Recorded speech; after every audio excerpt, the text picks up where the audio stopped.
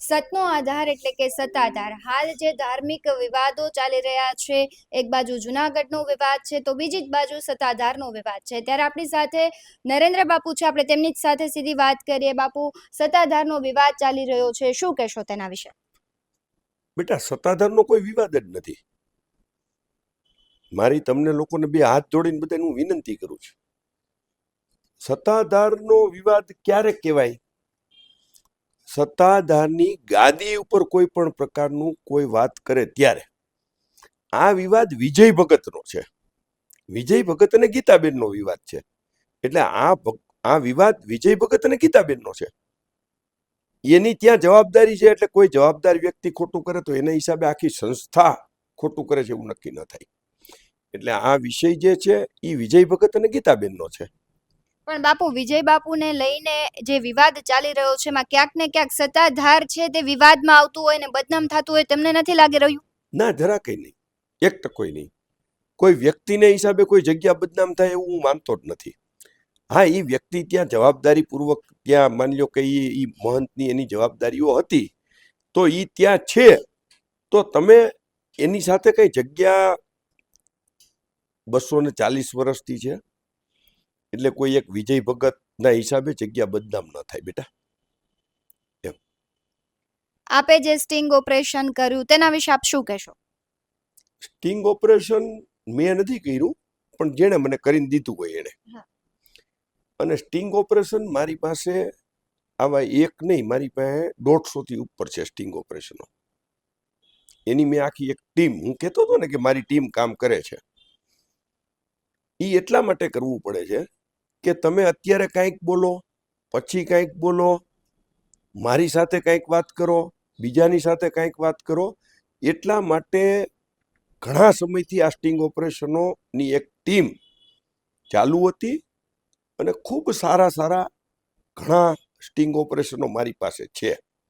Sting operation કરવું ને એક પ્રકારનું પાપ છે, પણ સ્ટિંગ ઓપરેશન જ્યારે તમે સત્યને ઉજાગર કરવા માટે કરો, અથવા તો દરેક વખતે મને ઘણા સાધુ સંતો દ્વારા, અલગ અલગ પ્રકારના લોકો દ્વારા, નહીં બાપુ આવી કાંઈ વાત નથી, આવું બધું ખોટું છે. અત્યાર સુધી જે લોકો કહેતા હતા કે ભાઈ આવું બધું ખોટું છે, તો હવે એ લોકોને તમારે પૂછવું જોઈએ કે આનો જવાબ આપો ને ભાઈ. અને માની લ્યો કે આ જે કાંઈ સ્ટિંગ ઓપરેશનો કે જે કાંઈ થયા છે, જે લોકો મારી પાસે મને એમ કહેશે કે બાપુ ખોટા છે, એટલે હું એનું સ્ટિંગ ઓપરેશન રજૂ કરીશ.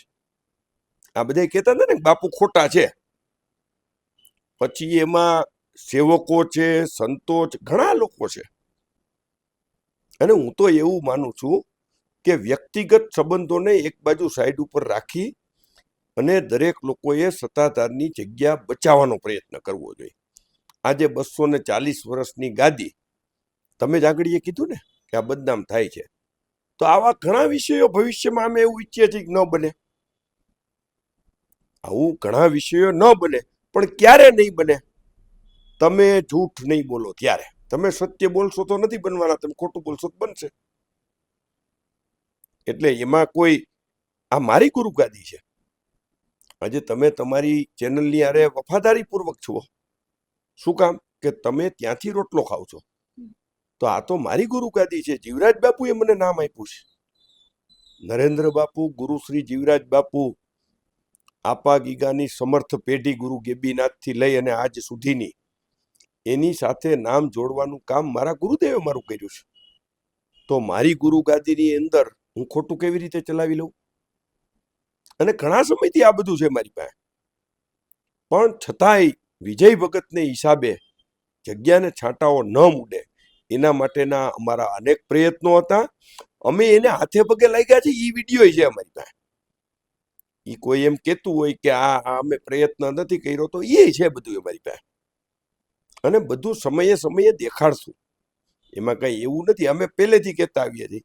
મને હમણાં કીધું એક ભાઈએ કે ગીતાબેન શિવરાત્રી પછી મેદાનમાં આવે છે. બહુ સારું, કારણ કે વિજય બાપુ એવું કીધું 15 વર્ષમાં ત્યાં કેટલા લોકો ગયા છે એ તો એને ખબર હોય, પણ એ જે લોકો ગયા છે એનો મકસદ શું છે? એનો મકસદ શું? અને ગીતાબેન લઈ ગયા હતા કે ઓલા લોકો ગયા હતા? એ પણ વિષયો આવવાના છે, એના પણ વિષયો આવતા દિવસોમાં ખુલશે. અમે તો રાહ જોઈ છીએ કે પધારો ગીતાબેન, આવો, આપ પણ આવો. અને હજી વિજય ભગતની નફટાઈની હદ એટલી નથી કે જ્યારે આક્ષેપો આમની માથે છે તો જેમ સેવકોને આગળ કરે છે એમ જ ગીતાબેનને આગળ તપેલું ચડાવી દેવાના છે. અને છેલ્લે આ માણસ શું કરશે ને એ તમે હજી વિચાર નહીં કરી શકો એવું કરશે. બધાયનો ઉપયોગ કર્યો છે, સેવકોનો, સંત. તમે ઈ સાંભળી ને કાલની ક્લિપ? મને એવું કહે છે કે જાઓ ગોવિંદા પાસે, જાઓ નીતિન ચાવડા પાસે, જાઓ વસંતભાઈ પાસે. એની માટે તો અઘટિત શબ્દો બોલે છે, આવું અનેક બોલે છે. અમારી ગુરુગાદી જેવી ગુરુગાદી વલ્કુ બાપુને માટેનો કેવો શબ્દ પ્રયોગ કરે છે, જોજો એની અંદર તમે. બીજા સંતો માટે જે એને પ્રયોગો કર્યા છે એ છે મારી પાસે. આ ફલાણો ભાઈ આ મારી પાસેથી 25 લાખ રૂપિયા લઈ ગયો છે. અરે ભાઈ, તમે તેડાવ્યા હોય ને ગાદીઓના આપણા રિલેશનો હોય તો કોઈ લઈ ગયું, તમે આપ્યા હોય, ભેટ પૂજા આપ્યા, તમારું કોઈ ખીચું નથી કાપી ગયું. અને એ તો અમારો રિવાજ છે. બિલેશ્વર મંદિરમાં ઓલા ભાઈ આવ્યા હતા, મારી પાસે આમ લઈ ગયા, ઓલો. એ બધું ધીરે ધીરે આવવાનું છે. કોની માટે, કયા સંતો માટે કેવા પ્રયોગો કર્યા છે. અને મને તો કમનસીબી ને દુઃખની વાત એ છે બેટા કે આવા સંજોગોની અંદર પણ અમુક સંતો, અમુક જે કોઈ હશે, એ છતાં હજી આજની તારીખમાં વિજય ભગતને સહકાર આપવાની કોશિશો કરે છે, એમને બચાવવાની કોશિશો કરે છે, અને રાજકીય ઓથ એને મળી રહે એના માટેનો પણ પ્રયત્નો કરવામાં આવે છે. અને આ તો અમારા દાદા ગુરુ રામજી બાપુ, એને ઉજ્જૈનના કુંભ મેળા જમાડ્યા છે. આમાં અમરેલી જિલ્લાના જે કાંઈ પોલિટિકલી લોકો હતા અને જેણે કાંઈ વિજય ભગતની તરફેણો કરવાની કોશિશ કરી, એ બધા અત્યારે ફસાઈ ગયા છે. બધા ફસાઈ ગયા ને. એટલે આ તો આપો કીગો છે. વિજય ભગત પોતે બોલ્યા, એક જ વાર બોલ્યા. એક વાર તેદી એના 2-5 લોકોની હાજરીમાં બોલ્યા કે હું તો ભાઈ, હવે તમે નક્કી કરો કે ભાઈ તમે કોઈમાં હાથ જોડ્યા, કોને હાથ જોડ્યા, હવે તમે નક્કી કરો. લ્યો, આ વિડીયો જોયો ને તમે? એક ઘાન 2 કટકા ગાળું. આ તમારું સંતત્વ છે? આ તમારી સાધુતા છે? બાપુ દેવ થઈ ગયા, વિજય બાપુ જ્યારે મોટા બાપુ, ત્યારે તમે કઈ પ્રકારના ખરાબ વર્તનો કરો છો, કિલકિલાટ તમે. એટલે તમને ખુશી હતી કે દુઃખ હતું એ નક્કી કરો. કે પછી તમે રાહ જોતા હતા કે જલ્દી જીવરાજ બાપુનું શરીર શાંત થઈ જાય અને અમે આ ગાદીનો ઉપભોગ પૂર્ણ રીતે, સંપૂર્ણ રીતે કરવા માંડીએ, અમારી ઈચ્છામાં. આવી આથા કોરાક બેટા થોડોક.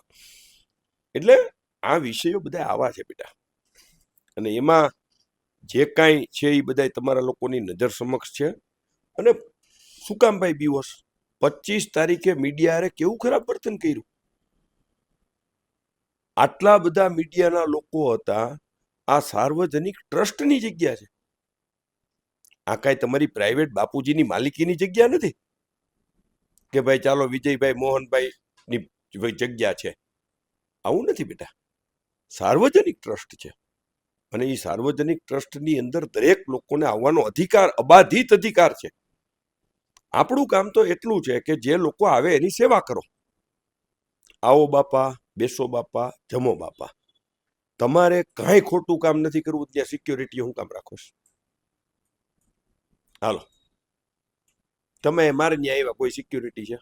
શું કામ ભાઈ? તમે ફોટા પાડવાની મનાઈ શું કામ રાખો? મેં તમને કીધું ને આવો હું આપું ઇન્ટરવ્યુ. શું કામ તમે? કારણ કે તમારા ત્યાં કોઈ ગેરવર્તણૂકો, તમે ત્યાં ખોટા કામ કરો છો, એના કોઈ વિડિયા ન ઉતારી જાય, એના ફોટા ન પાડી જાય, એની માટે તમે સિક્યુરિટી રાખી. કોઈ ખીચામાંથી મોબાઈલ કાઢે એટલે કરી દે. ઈ શું કામ ભાઈ? ઈ એમ કે મેં કઈ આ વાત વ્યભિચારની હતી, મેં કાલ ગાડીના કાગળો રજૂ કર્યા છે. તમારી પાસે 28 લાખ રૂપિયા ગાડીના અને કુલ મિલાવીને 32 લાખ રૂપિયાની ક્રિસ્ટા. તમે પર્સનલ નામની લીધી તો એ પૈસા તમારી પાસે પર્સનલ ક્યાંથી આવ્યા? તમે કઈ ધંધો નથી કરતા તો પર્સનલ રૂપિયાઓ તમારી પાસેથી આવ્યા ક્યાંથી? 1,28,00,000 રૂપિયાની ઓડી તમને જેને ગિફ્ટ આપી, એને તમે એવું કહો છો ગિફ્ટ આપી? હું 1,28,00,000ની ગિફ્ટ ક્યારે આપી શકું? વર્ષે 50 લાખ રૂપિયા કમાતો હોઉં, 50 કરોડ કમાતો હોઉં તો ઈ ભાઈની ઇન્કમ ટેક્સ 50 કરોડ રૂપિયાનો ભરે છે જેને આપી છે? કે પછી તમે તમારા ભાગીદાર મારફત એને પૈસા આપ્યા, એને પોતાના ખાતામાં જમા લીધા અને એના નામે ગાડી લઈ અને તમને વાપરવા આપી? આવું બની શકે છે? કારણ કે 1,30,00,000ની ગાડી કોઈ પણ માણસ આવે તો એની ઇન્કમ મિનિમમ 50 કરોડની હોવી જોઈએ, તો તમે 1.25 કરોડનું દાન કરી શકો. નીકળ તમે કેવી રીતે કરી શકો? કોઈ ઘર બાળીને તીરથ કરવાનું જ નહીં. કે પછી પ્રકાશભાઈ મોરી એમના ભાગીદાર છે વિજય ભગતના, એના પોતાના પૈસા આ પ્રકાશ શાહ એના ભાગીદાર છે પ્રકાશ મોરીના, એને આપવામાં આવ્યા હોય અને એને આપ્યા પછી આ ગાડીઓ આવી હોય. 14 લાખ વાર જેવી જગ્યા તમે પર્સનલ નામે ચડાવવા માટેની કોશિશ શું કામ કરી ભાઈ? એ તો આપા ગીગાની ઈચ્છા હતી કે ન થયું, પણ તમે કોશિશ શું કામ કરી?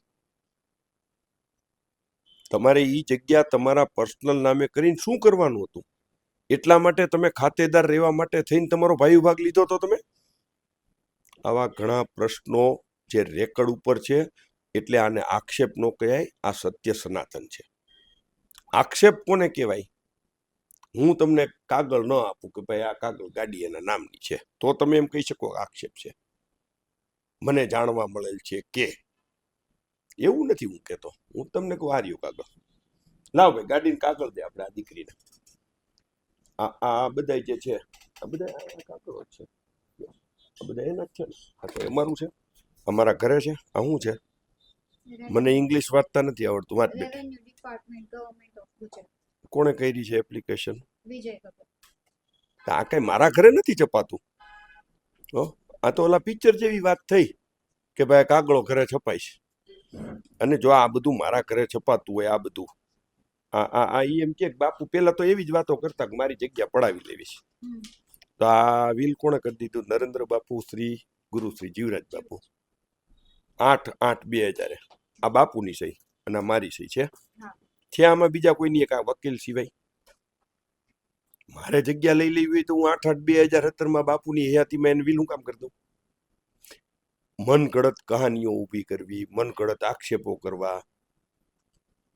અને આ જગ્યા ફકડની જા, હું નથી કેતો ભાઈ ઓલું ફકડનું જગ્યા વાળું લાવ ને, કાલ નહોતું મળતું બેટા.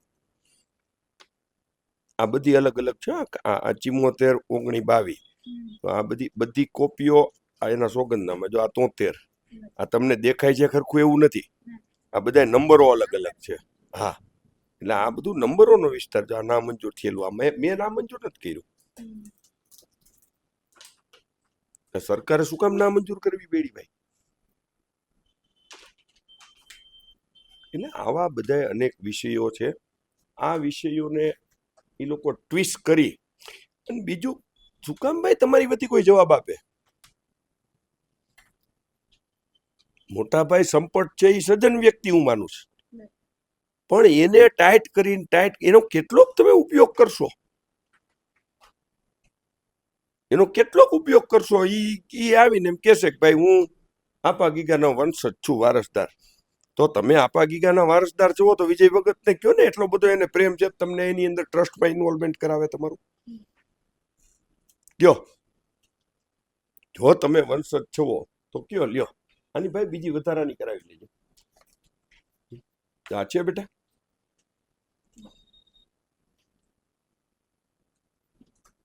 આ હું નથી કેતો, ઓન રેકર્ડ કાગળો કહે છે. આ કેશ પેમેન્ટ, આ એનું નામ. હવે તમે એવું કહો છો કે હું કાંઈ બિઝનેસ કરતો નથી, અહીં 10-10 રૂપિયા આવે છે, તો આ તમને 2 ગાડીના. એને મારે કેવું છે કે તમારી પાસે i20 છે, ત્યાં ઠાર જે ગાડી વાપરો છો હમણાં જ નવી લીધી, એવી 5 ગાડીઓ જે છે એ કોના નામે છે એના કાગળો જાહેર કરો. હું તો ગોતી જ લઈશ એના નંબર ઉપરથી. એમાં હવે કઈ ફેરફાર કોઈ કરી શકવાનું નથી. આવી વાત છે બેટા. સત્યને બધા ઉજાગર કરજો. આપને જે સાચું લાગે એ દેખાડજો. બાકી તો હરી ઈચ્છા. જય આપા ગીગા. જેમ બાપુએ કહ્યું અને જે પ્રૂફ આપ્યા તેના ઉપરથી આપણે કહી શકાય કે ક્યાંક ને ક્યાંક આમાં ખોટું થઈ રહ્યું છે. બાપુએ જે પ્રૂફ બતાવ્યા તેના ઉપર તો આપણે વિશ્વાસ કરી શકીએ કે બાપુ જે સત્તાધારમાં જે વિજય બાપુનો જે વિવાદ ચાલી રહ્યો છે તે અંગે તેમણે કાલે પણ કહ્યું ને હજુ પણ તે આગામી સમયમાં પ્રૂફ પણ આપવાના છે. BS9 TV ન્યૂઝ સાથે પ્રદીપ પાઠક સાથે ભગવતી વિસાવડિયા, રાજકોટ.